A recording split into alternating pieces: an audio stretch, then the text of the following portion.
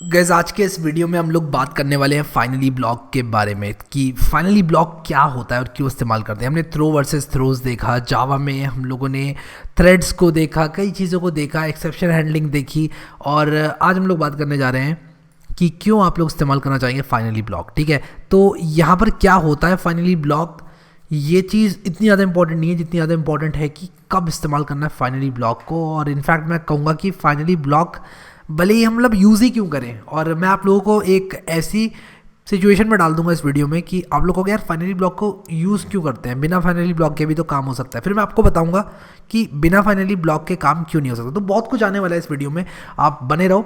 सबसे पहले यहाँ पर नोट्स में जो बात मैंने लिखी हुई है उसको ज़रा देख लेते हैं कि फाइनली ब्लॉक क्या होता है। तो finally block contains the code which is always executed whether the exception is handled और नॉट। बात का मतलब क्या हुआ? बात का मतलब ये हुआ कि फाइनली ब्लॉक के अंदर वो कोड होता है जो कि हमेशा एग्जीक्यूट किया जाता है, चाहे आप एक्सेप्शन को हैंडल करें या फिर आप एक्सेप्शन को हैंडल ना करें। It is use to execute code containing instructions to release the system resources, close a connection etcetera. यानी कि कुछ ऐसा कोड जिसका एग्जीक्यूट होना ज़रूरी है।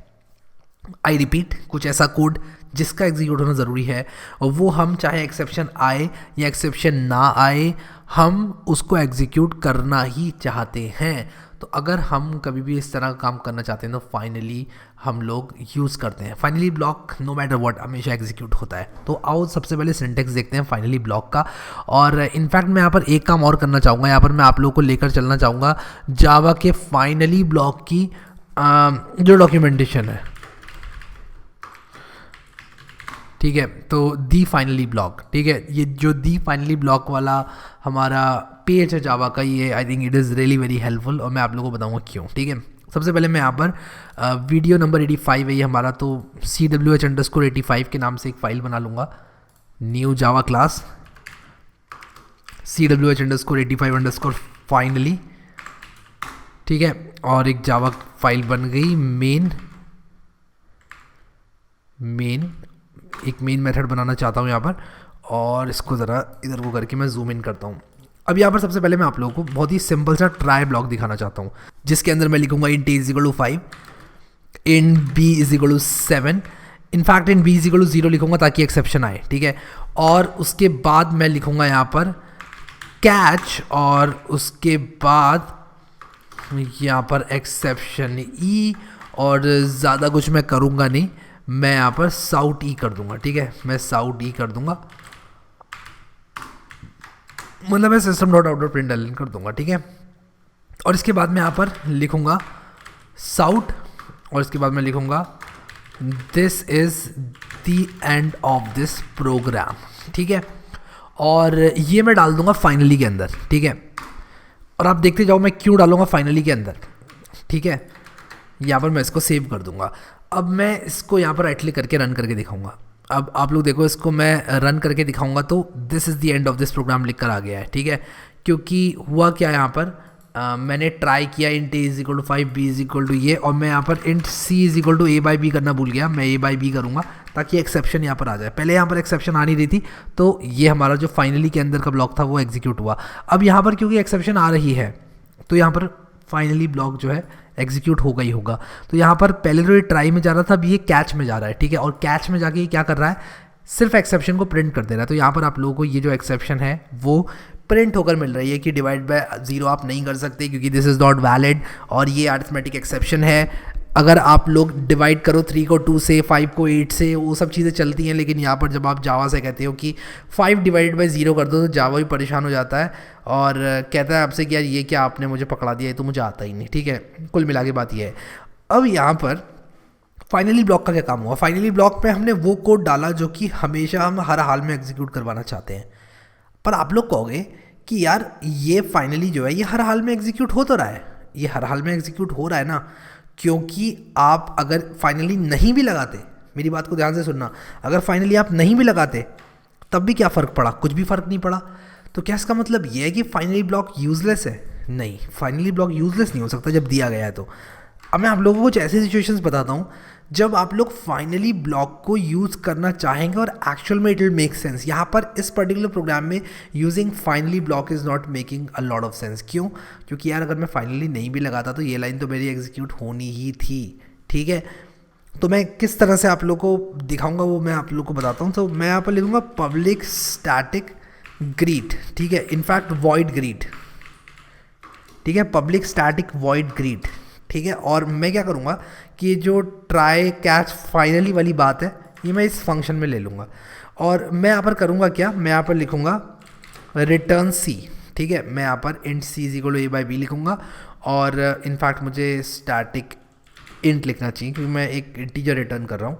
और मैं यहाँ पर लिखूँगा a is equal to let us say 50 कर देता हूँ, इसको b इज इक्वल टू 2 कर देता हूँ और मैं 50 डिवाइडेड बाई 2 जो है मैं रिटर्न करूँगा finally this is end of this program को फंक्शन कर देता हूँ, ठीक है।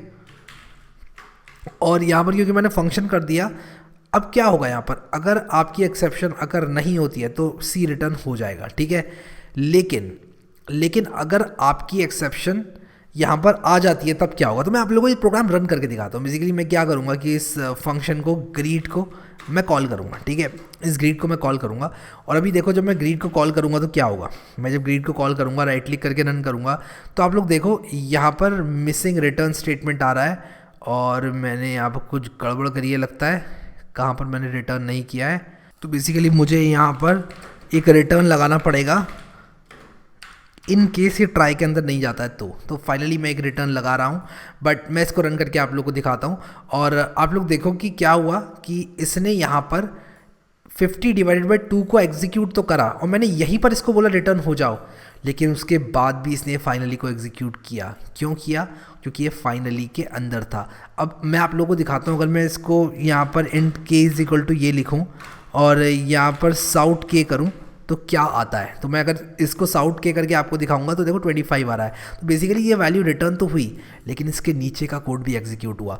तो कभी कभी आप यहाँ पर कुछ ऐसा काम करना चाहते हो जैसे कि मान लो आप क्लीन अप करना चाहते हो, क्लीनिंग अप रिसोर्सेज, अगर आप इस तरह के काम करना चाहते हो तो आप लोग फाइनली के अंदर डाल सकते हो। अब मैं यहाँ पर आप लोग को एक्सेप्शन अगर करवा के दिखाता हूँ, ठीक है, इसको रन करके दिखाता हूँ आपको। मैंने यहाँ पर एक्सेप्शन अगर करवाई है तो देखो क्या हुआ, एक्सेप्शन आई और उसके बाद इसने रिसोर्सेज को क्लीन अप किया और 0 को रिटर्न कर दिया। 0 का मतलब कुछ हो नहीं पाया, ठीक है।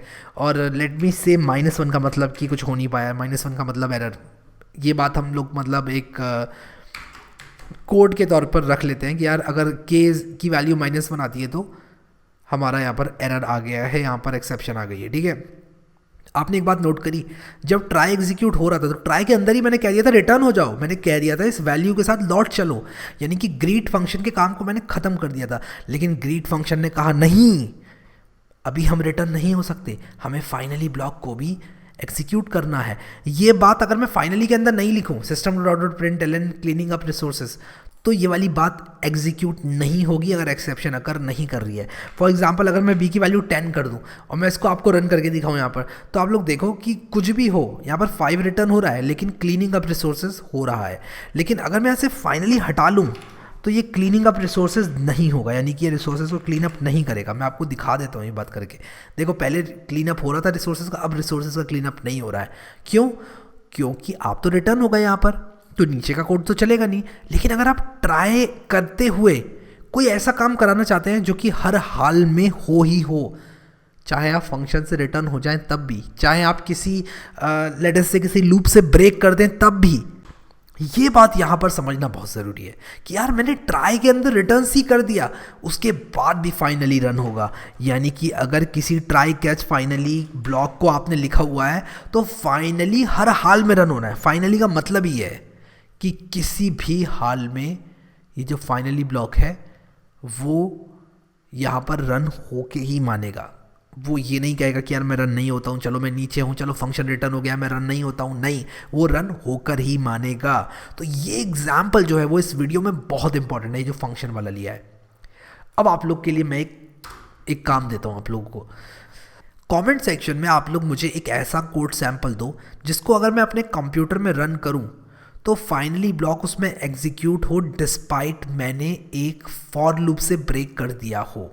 यानी कि मान लो एक फॉर लूप चल रहा है और उस लूप के अंदर मान लो मैंने कुछ ऐसा काम कर दिया कि मैं ब्रेक कर रहा हूँ, ठीक है, और मैंने उस फॉर लूप के अंदर ट्राई कैच फाइनली लगाया हुआ है, लेकिन उसके बाद भी आपको ये शो करना है कि फाइनली चलेगा ही चलेगा किसी भी हाल में। तो मैं थोड़ा वेट करूँगा आप लोग का। अगर आप लिख सकते हो कोड तो लिख दो, आप इस वीडियो को पॉज कर सकते हो और उस कोड को लिख सकते हो, या फिर आप लोग देख सकते हो मैं इसको लिख रहा हूँ। मैं यहाँ पर सबसे पहले इसको लिखता हूँ और मैं यहाँ पर करूँगा क्या, मैं यहाँ पर लिखूँगा वाइल ट्रू और मैं यहाँ पर लिखूँगा कि ट्राई, और मैं यहाँ पर लिखूँगा सी साउट और मैं लिखूँगा a डिवाइडेड बाई b, ठीक है।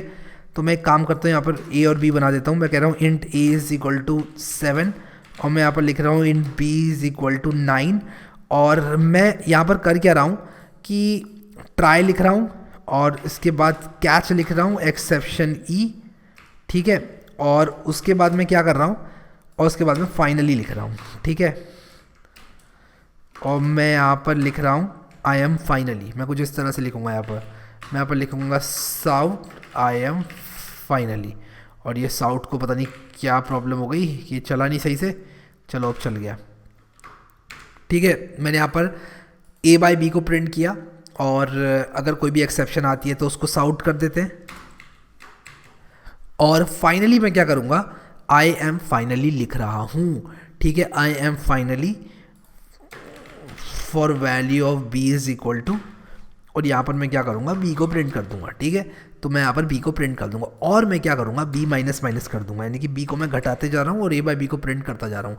तो आप लोग एक चीज़ देखना, अगर यहाँ पर मैं क्या करूँगा, ट्राई ये लिखूँगा और जैसे ही कैच के अंदर आएगा मैं ब्रेक कर दूंगा, ठीक है। तो आपको ज़रा एक कोड रन करके दिखाता हूँ, फिर आपको पता चलेगा। मैंने कहीं पे सेमीकोलन नहीं लगाया, ब्रेक के बाद नहीं लगाया सेमीकोलन, कोई बात नहीं यार, गलतियाँ हो जाती हैं इंसान से। तो यहाँ पर देखो b की वैल्यू जब 9 थी तब क्या हुआ, तब रिजल्ट प्रिंट हुआ। b की वैल्यू जब 8 थी तब रिजल्ट प्रिंट हुआ, 7 थी तब रिजल्ट प्रिंट हुआ, 6, 5, 4 सबके लिए रिजल्ट प्रिंट हुआ।